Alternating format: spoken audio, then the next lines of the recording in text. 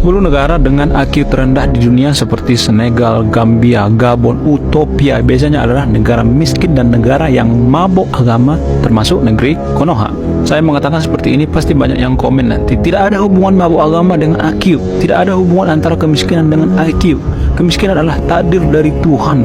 Gak apa-apa negara kita miskin, yang penting bahagia dan masuk surga. Pilihlah pemimpin yang seiman.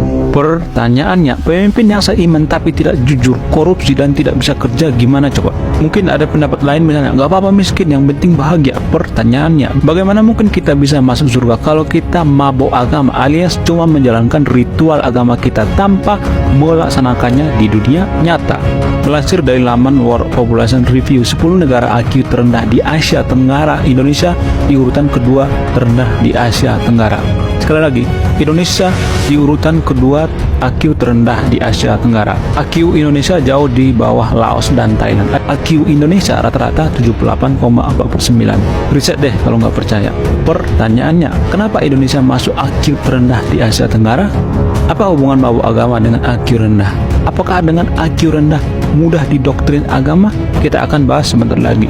Kita kuliah nasionalisme sekarang. Negara yang mudah didoktrin atau mudah mabuk agama alias hanya menjalankan ritual agama tanpa pelaksanaan adalah biasanya negara yang IQ-nya rendah. Kenapa bisa seperti ini? Mereka berpikiran dan berprinsip hanya dengan ritual keagamaan mereka bisa masuk surga, padahal mereka tidak tahu Tuhan itu tidak sebodoh itu, kawan.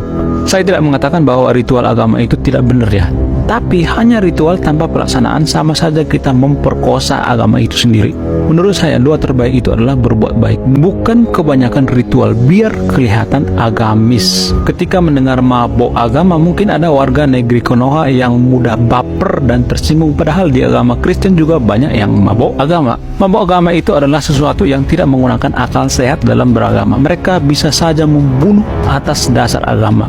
Itulah alasannya kenapa kita sering melihat orang yang melakukan bom bunuh diri dengan dalil agama, padahal tidak ada agama dimanapun di dunia ini yang menyuruh umatnya untuk membunuh. Tapi kalau dosisnya sudah kebanyakan alias mabuk agama, mereka bisa saja sangat fanatik. Akal sehatnya jadi buta total. Buktinya saya tidak pernah menemukan orang yang mabuk agama itu yang ber-IQ tinggi. Justru yang IQ-nya di bawah rata-rata yang paling mudah didoktrin supaya dia bisa diperalat oleh oknum agama yang melakukan perintahnya, walaupun perintahnya itu bertentangan dengan agama. Kalau misalnya orang yang IQ-nya di atas rata-rata kita doktrin dengan dalil agama untuk mengkafir-kafirkan agama lain misalnya, pasti dia protes dan bilang, semua manusia kan ciptaan Tuhan, kita tidak bisa berhak membunuh orang lain atas kebencian dan dalil agama. Karena apa? Karena IQ-nya tinggi dan akal sehat logikanya dipakai. Kita ambil contoh lain misalnya, biasanya di negara yang mabuk agama itu biasanya ada prinsip yang menyesatkan seperti pilihlah pemimpin yang seiman. Prinsip seperti ini hanya berlaku pada orang yang IQ-nya rendah dan yang lagi mabuk agama. Sekali lagi, prinsip pilihlah pemimpin yang seiman itu, prinsip seperti ini hanya berlaku pada orang yang IQ-nya rendah dan yang lagi mabuk agama. Kalau misalnya IQ-nya tinggi, pasti dibilang buat apa pemimpin yang seiman kalau tidak jujur, korupsi dan tidak bisa kerja dan lain sebagainya. Karena orang yang IQ-nya tinggi biasanya berpikir kritis dan independen. Sekali lagi, orang yang IQ-nya tinggi biasanya berpikir kritis dan independen. Tapi saya yakin prinsip pilihlah pemimpin yang seiman itu hanya berlaku di negeri Konoha, bukan di Indonesia. Saya yakin itu 100%, ya kan? Benar nggak? Jangan baper ya kan?